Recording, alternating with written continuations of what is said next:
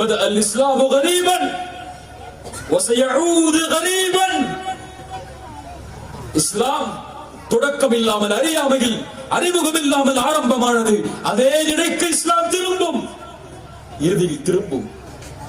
மதிப்பை இழக்கும், கண்ணியத்தை இழக்கும், உயர்வை இழக்கும்.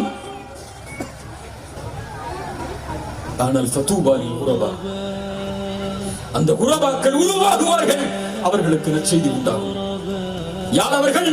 அல்லதீன யுஸ்லிஹூன இதா ஃபஸத الناس.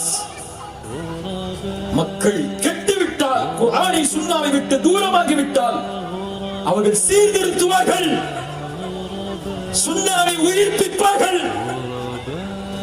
அந்த சமூகமாக உருவாகுங்கள். நன்மையை ஏவுங்கள், தீமையை தடுங்கள். அல்லாஹ்வை தவிர யாருக்கும் சிறந்தாழ்த்தி கண்ணியத்தை இழக்காதீர்கள்.